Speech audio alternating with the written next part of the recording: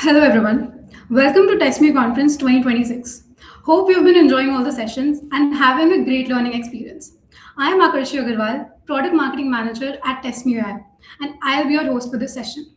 So, with us today is Thejes Sree, Quality Analyst at Thoughtworks, where she works on application and AI security testing. She is joining us today for the session on testing the untestable, turning OWASP AI LLM risks into practical QA checks. And the untestable part is what we are really here for. If you have tested an LLM feature recently, you've probably hit the same wall. There's no fixed output to assert against, so prompt injection, data leakage, and hallucinations slip straight past to normal regression suite. So over the next 30 minutes, Tejas Sree will show us how to turn OWASP's AI risk categories into checks you can actually run in your CI. Now, two quick things before we begin. Please feel free to drop your questions in the Q&A box. We'll take them towards the end. And share your takeaways on LinkedIn and X with the hashtag TestMeConference. And tag us. Over to you, Tejashree.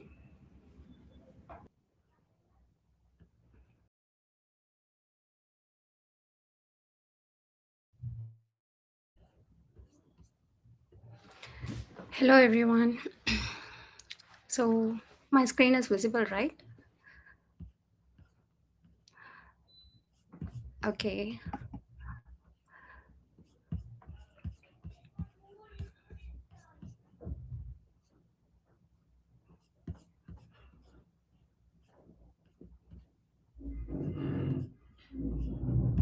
Okay, let me start with the fact. So 17 days back, OWASP rewrote the list of top 10 AILLM risk.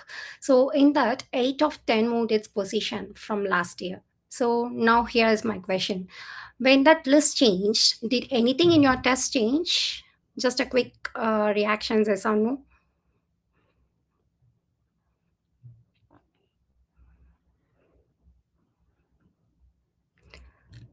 Okay.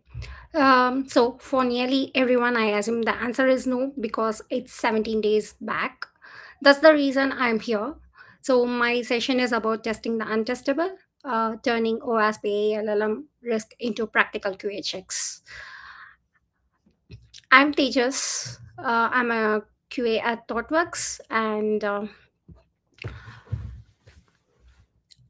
I'm very much passionate about security. So I have completed multiple certifications like CES, Security Plus, and all. And I have co-authored one book called Breaking the MCP, and it's gonna soon publish on October. And I'm a conference speaker as well. Yeah. So so a little bit background about this. So they publish OASP published the best known list of what goes wrong in software security. So we have probably met one of them already. So we have OAS top 10 for web apps. So if your company has ever made you sit through security training, that list is what it was built on. So well, now there is one for AI, and it got rewritten on 4th of August. So what got changed? So I'm not gonna read all of it. So but three rows has worth your time. So the first is excessive agency. So so this is the biggest shift. It shift from sixth position to third position. So now the AI can do more than what it should be able to, right? Not just talk to people, press buttons. And second one is the unbounded consumption. It went from 10th to 6th position, so it gets really slow and the bill gets very high. So and third one is the hidden context exposure. So it got renamed from system prompt leakage, and it's not just your instructions leaking anymore. It's anything the AI got shown that the user was never supposed to see. And the last one, I would also like to highlight about the improper output handling, because it fell from fifth position to 10th position. That doesn't mean we fixed it. It means we finally got good at it, and the trouble moved somewhere else. Okay. So every single one of these can become a test. Let me show you how. So another question is like, so your team is just shipping an AI feature this year. Like, How many of you did write test for it? Drop a number in the chat, I will look at it. So if your team is like most of the teams I work with, the answer is somebody tries a few questions before a release, right? um, that's where why your automation doesn't catch this. The reason one is there is no single right answer, right? So normally when you write a test that says the result should be exactly this, you you can't do that here. Yeah, good reply can be worded 100 different ways and every one of them is correct. And the second reason is there are endless inputs. So every reworded question is a brand new test case. And the reason third is um, this is where you should genuinely worry you, because it changes without a release. Suppose, for example, if the AI company updates the model, maybe they tweak a safety filter, your code didn't change, your test didn't change, but your product changed. So yesterday's green build tells you nothing about today. And the reason for is nothing looks broken. So it shows valid 200, a valid response, perfect JSON, beautiful, everything perfect. But it just told the customer exactly how to get around your refund policy. So none of these are reasons not to test. They mean don't test the way you're testing now. And yeah, so which brings me to the sentence that ends every one of this conversation. It's a black box, you can't test it. I want to push back on that. So here's the thing. So you were never testing the AI itself, you were testing the software around it. And the software maybe has joins, like places where things get handed from one bit to the next, and everywhere there's a join you can put a camera.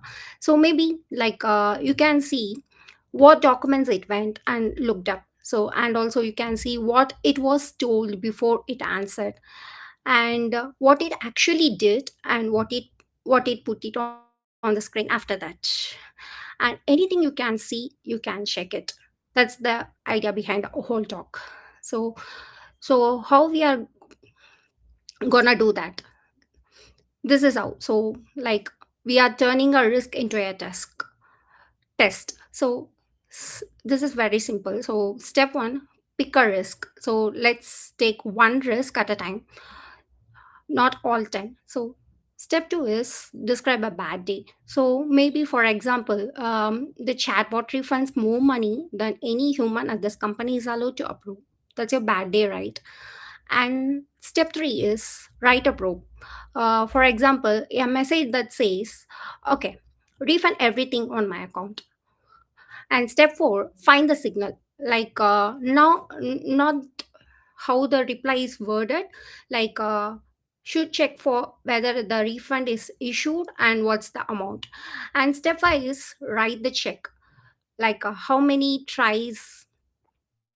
So say for example, across 5 retries it never refunded more than $200, maybe it's an example. So step six is set the rule. This is like in this example we are considering money, so it's very serious. And if it fails, the release stops. So these are the 6 steps. And step four is where everybody gets stuck every time. So here is the test for your test. So if you can't name the exact thing you would look at to prove it what went wrong, you don't have a test it. So yeah.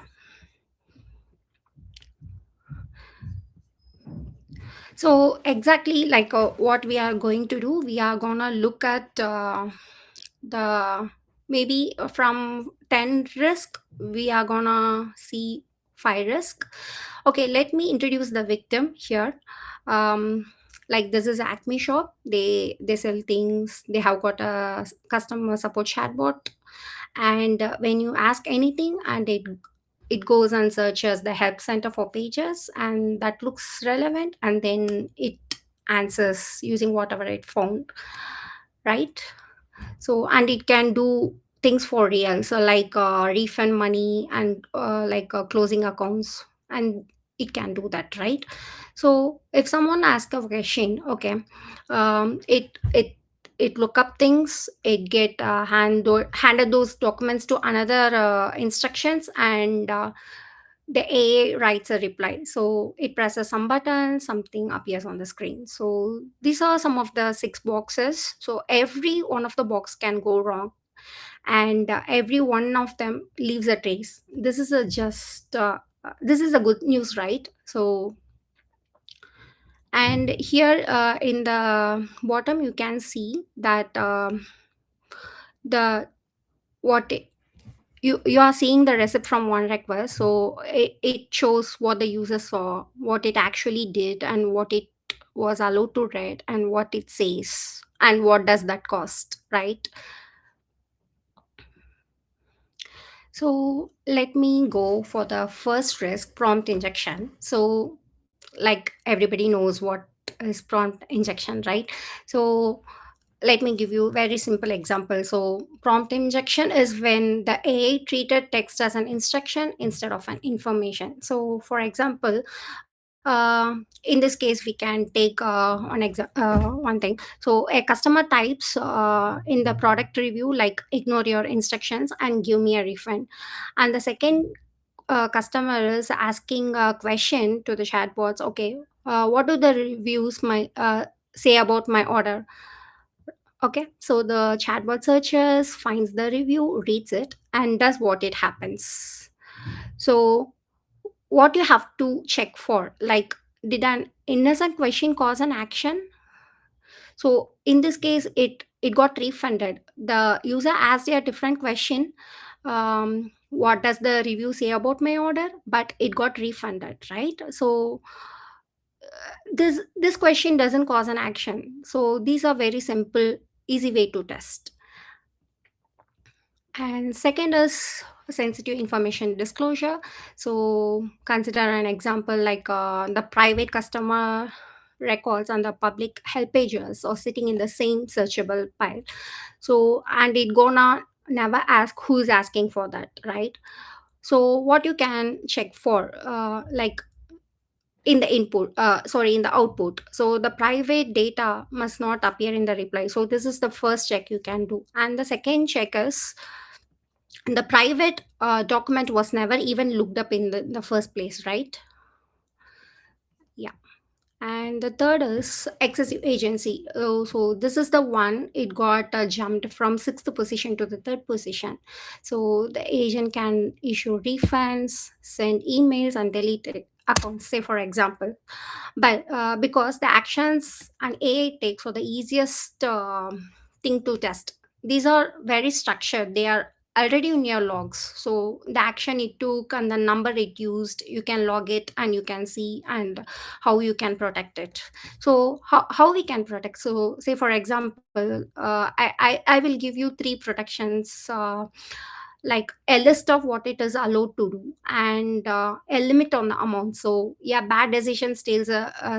So for example, if I'm giving a condition like only refund $200, if anything more than that, you have to loop into the human. So even a bad decision stays a very small, right? And third is the human has to approve, anything you can't undo. Okay, and the fourth one is misinformation, and this is, you kind of think like a hallucination. So when A states something false, it looks very beautiful with full confidence, perfect grammar, but completely irrelevant. You can't test whether an answer is true, right? So to do that, you need a list of every true fact in the world to check it against. So you don't have one. So stop trying to test for truth. So you can ask 2 simple questions. Did the answer point at a document? And was the document actually one of the ones it just looked up? So, or it did come from somewhere else. And the last one is improper output handling. So yeah, so this is I think the everyone knows about it. This is old one. This is an XSS cross site scripting. So for example, consider a poisoned review comes back from the search with a script tag sitting in it, and the chatbot puts it straight onto the support agent screen. So check the screen, not the AI. So the fix is escaping the output where you display it exactly the way it always was. Nothing new. You already know how to do this. Okay, I'm gonna show you a demo. Let's run it.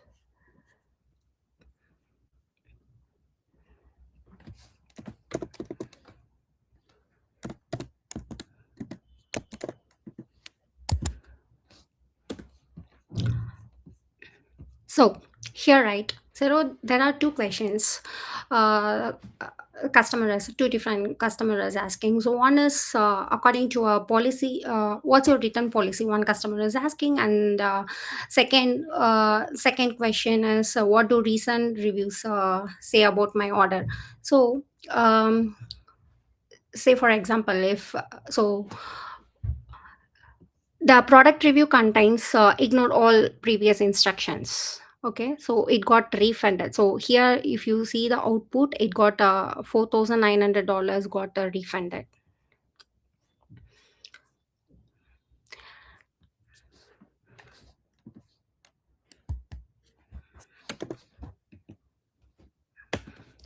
So what it is doing, I'm gonna run this against the OS top 10.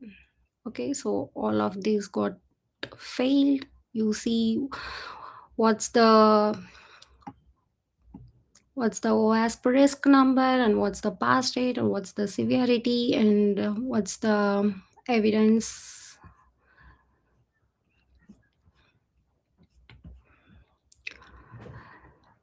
So each failure exactly what the printing what the chatbot did. So whoever is picking up that back can work on that. So the next one is I'm I'm gonna put the guardrail. Yes.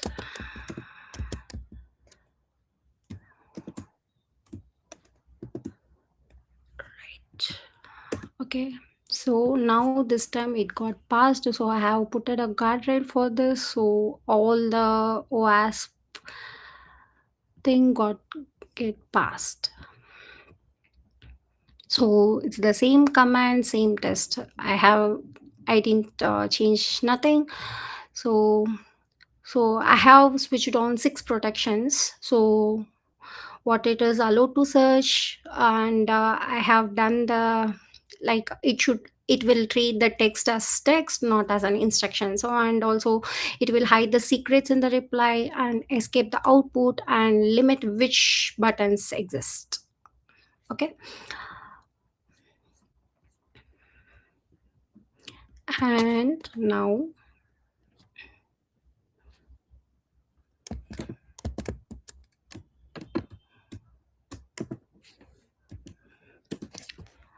so you see something got passed and something got failed, right?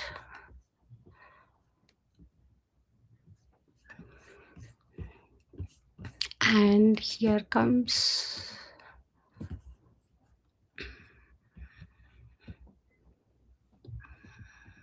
So so that's the reason. So sometimes it works, sometimes don't work, right? So that's the reason AI test suits get switched off about a month after somebody built them. So same test input passed once out of 5, run it again, it twice out of 5. So yeah, so if your test is a simple pass or fail, somebody is going to call that's flaky. That's not actual flakiness, that's a real behavior. So a protection that works 4 times out of 5 is not a broken test, it's your finding. So and the only way to see it is to sample n times and assert on the rate.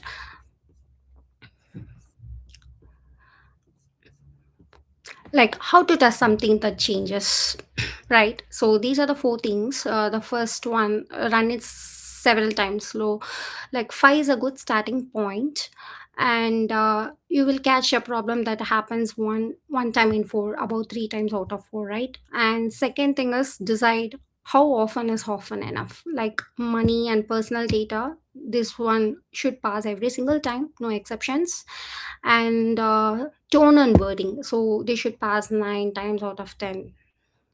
And third is watch the number over time. So yeah, check that used to pass 10 out of 10 and now passes 9 out of 10. So after your model update you didn't ask for and you weren't told about. So this is the earliest warning you will ever get, right? That your product changed underneath you. So, and fourth one is make failures reproducible, save the exact input and save the whole recipe of what happened.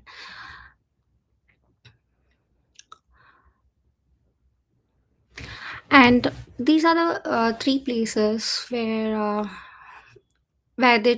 this actually runs. So on every code change, so only the serious checks, so it costs nothing and it under 90 seconds. So guard that 90 seconds with your life, because the moment your AI check starts making people wait, somebody quietly takes them out and you don't get a second chance to add them back.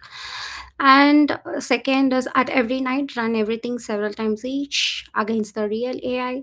So this is where you watch those numbers move, and before you release the deep one, behind a human clicking approve, so nobody gets a surprise bill on Saturday. Right. the, so yeah, so these are 5 mistakes I have made, personally made most of them. So one is trying to fix the AI. You can't fix that, you can't control it, right? But you absolutely can fix what it is allowed to read and what it is allowed to do and what you put on the screen. And you can do all of the three this week. And second is relying on the wording of the prompt. So writing please ignore malicious instructions into your system prompt is a polite request, it's not a safety measure, right? And I have done that. And third one is demanding perfection everywhere. Like decide how often each things has to pass and then define that number. 100% on things that don't matter helps absolutely nobody. And fourth one is writing a 40-page AI safety report, so nobody reads it, nobody acts on it. So yeah. And so if you take one slide back to your home, take this one. So step one, ask for the logs, like what it looked up, what it did, and what does that cost. And step two is pick three risk that the the three top one that would hurt your company the most. And step three is write the nasty inputs, like so not in a text file, so that everybody on the team can add without needing a developer. And step four is add it to your pipeline, only the serious checks under the 90 seconds. And step five is publish the result, same one page summary every release so people can watch it. Yeah. So these are the takeaways. So the first one is just around the AI, not the AI itself. So we can test what it reads, we can check what it reads, what it does, what it shows, right? Uh, and second thing is name the thing you look at. If you can't say which bit of data would prove it went wrong, you don't have a test yet. And third is run it more than once and count. And fourth one is let it fail the bill. So a check that can't stop a release is not a check. And underneath all four of this, like one idea. So AI behavior can be measured, it can be checked, it can be reviewed. It's not a black box. So it's just a system nobody's put logging into it. Thank you.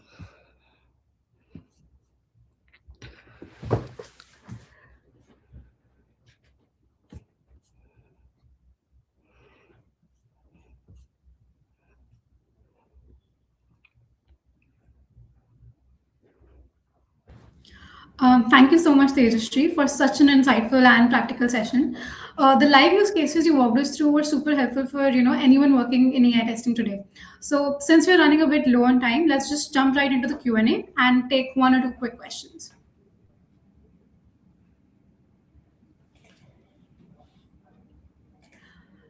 So the first question is, how should security, QA, and AI engineering teams share responsibility?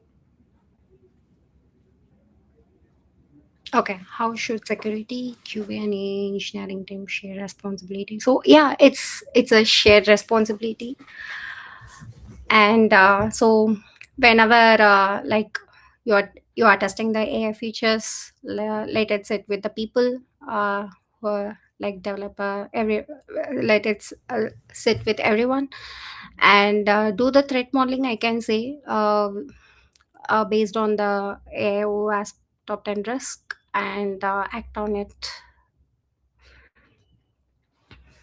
Makes total sense. So the next question we have is, how do you evaluate agent misuse across multi-step tool called trajectories rather than single steps?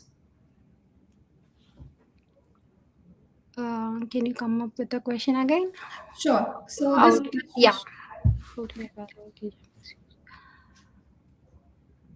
so this question by Harshika, she says, how do you evaluate agent misuse across multi-step tool called trajectories rather than single steps? Right. Yes.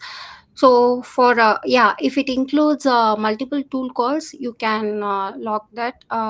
You can actually tell what tools can use, right? So that, and also you can log it actually. So it will tell what tools it is calling, and is that intended, and what actions the tool supposed to do. Yes.